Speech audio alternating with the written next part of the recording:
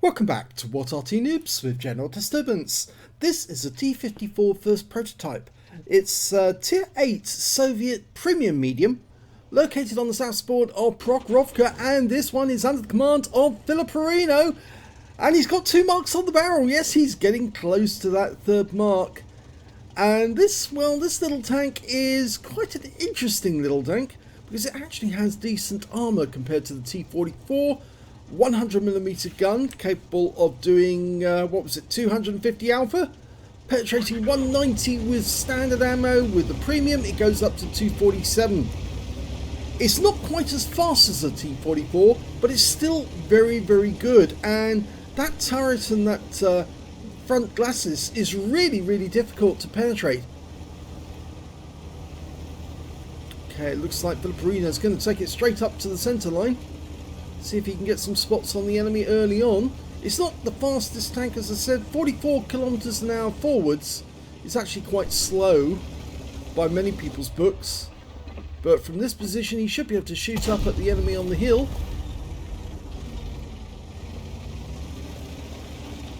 Let's come up to the centre line. Scorpion. Yep. That's a high roll. He's auto-aiming on. So we've still got that clicking problem. We really haven't been able to get rid of it ever since we installed the mod. It only comes on when there's damage to the enemy tank. You get that click noise, which some people have likened to a Rolodex. It's really weird. We just don't know how to get rid of it.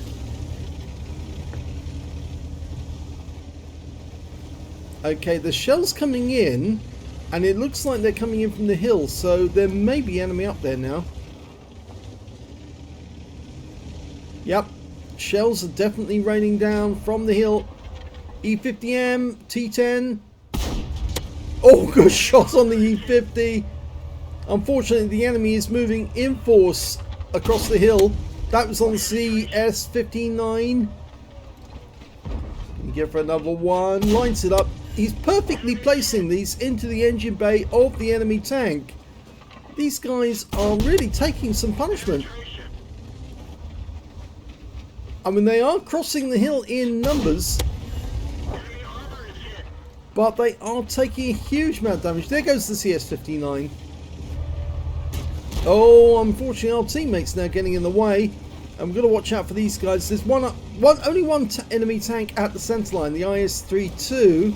This IS-3A is over this ridgeline, so he's not really able to affect FiliPer1n0. But these guys at the back are taking pot shots. And another hit. Yeah, you can see the pot shot. The ground got hit there. And that one came in from the hill. That's the Liberté without the paint job. Pops up. Can you get the VK? Going for the turret, but changes to the engine bay instead. No, didn't get through the armour. Now he's going very deep to this rock.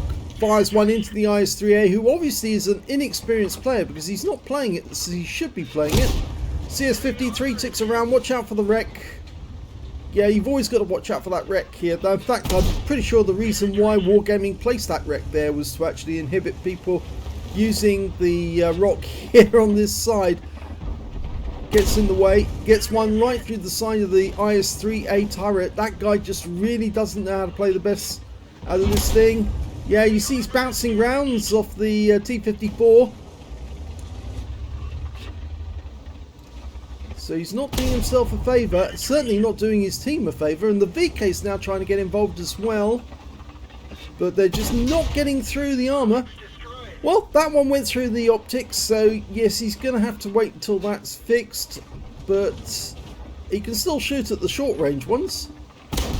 Yep. Oh, now the IS-32 managed to get around him for 318, but it was only a single shot. Trying to get one through the side of the turret didn't work. And we've just noticed there's an enemy Lynx running up the other side of the railway line. Now he could be more just of a nuisance than a threat. but it shows that the enemy has actually reached the railway crossing down the southeast corner of the map, and there's that linked.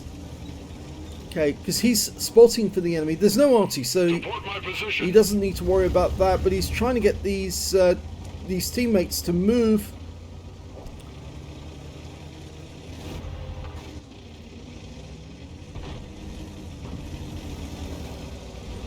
Trying to get the best position to attack that IS-3 too, but he didn't need to worry because it's been killed. That IS-3A though is still there, albeit that, well, he's not really a threat to us at the moment. Now coming over to this side of the battlefield was probably the smart move, because the enemy now has the railway crossing. Yes, I'm afraid that the guys on the hill couldn't hold it, even despite the help they were getting from FiliPer1n0. And he's got 4k of damage already.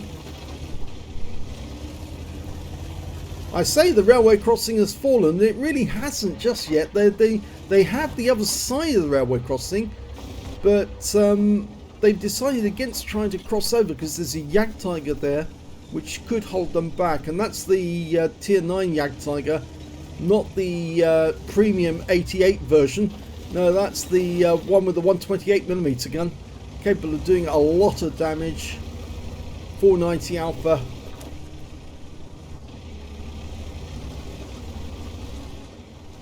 Okay. Oh, now that was the IS-3A getting a kill.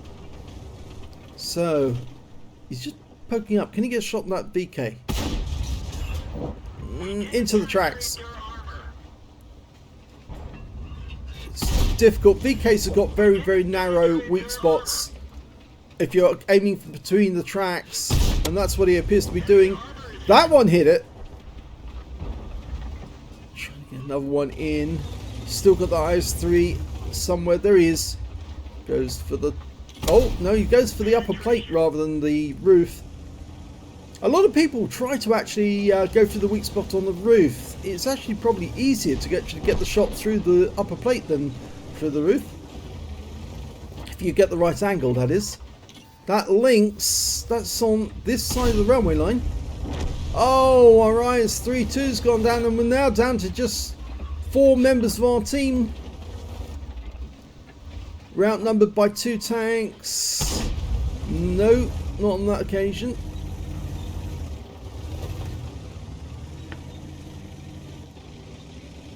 Yeah, they have crossed the railway line this time, and FiliPer1n0's decided he has to retreat over to the west side.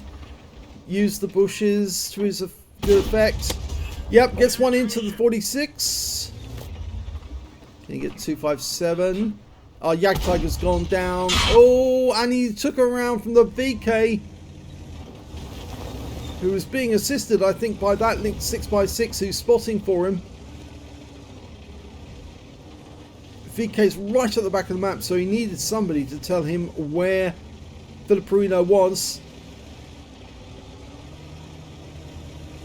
Okay. So he's pulled back to the west side now, using the trees and the bushes to try and, well, make this the last stand, because there's only 3 of them left now.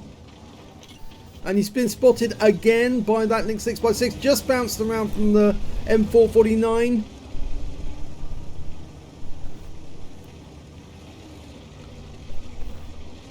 Just the enemy's getting rather close. There's the Progetto, and he is this side. He's auto aimed on, puts one in, pulls back before there's any chance of a return shot. Oh, and the MX M449 keeps following him. I think he knows who's the top player on the team. Well, FiliPer1n0 is up to 5k of damage now. Was trying to get a shot into 257, but couldn't, but gets around into the links. Kind of payback for all that spotting he's been doing for his teammates. Always best to try and hit those wheelies when they're going away from you or coming towards you, where effectively their angular velocity is 0. At that point it makes much easier to hit them. And of course the wheels do not act as extra armor, because of course the wheels are head on to you.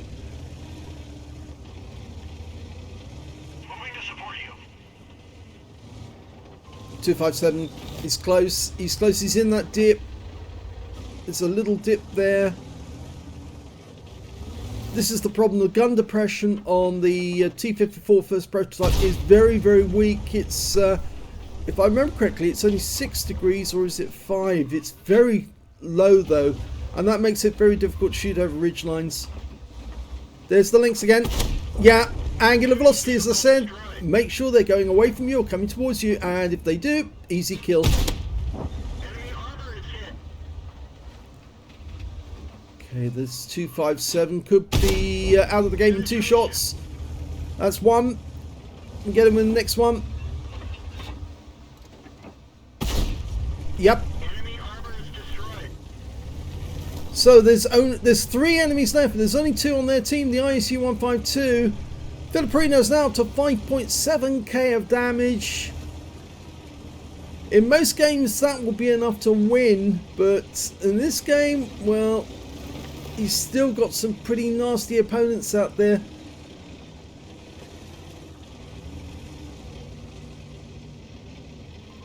Thanks a lot.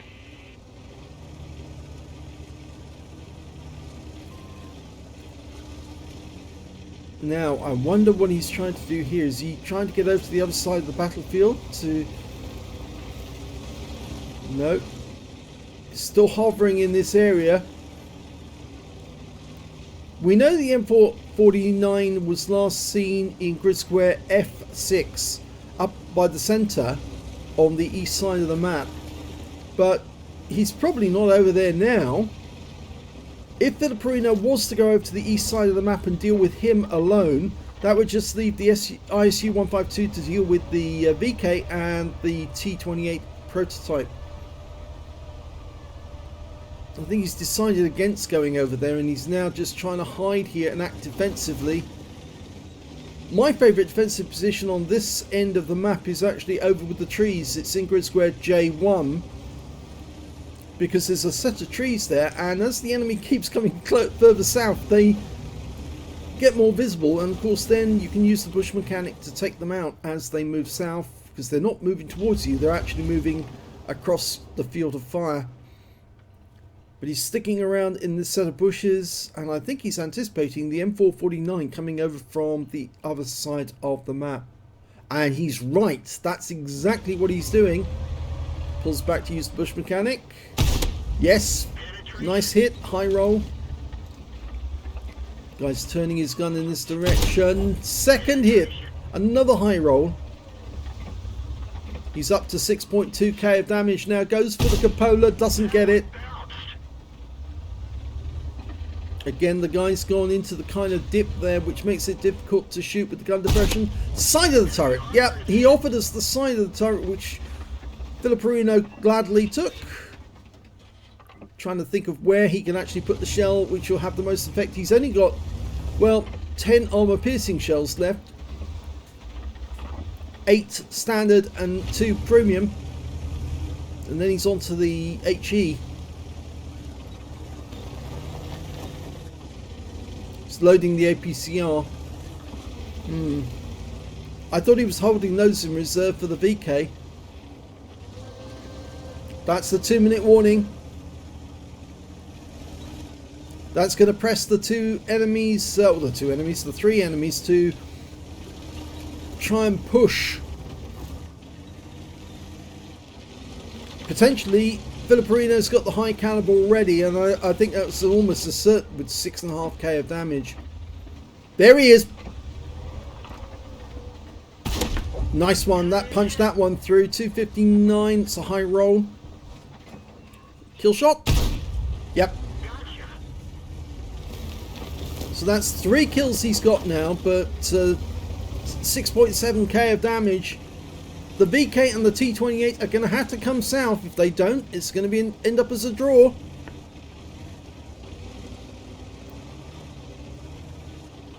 There's the VK. There's the T-28. He's much closer. Going for the engine bay.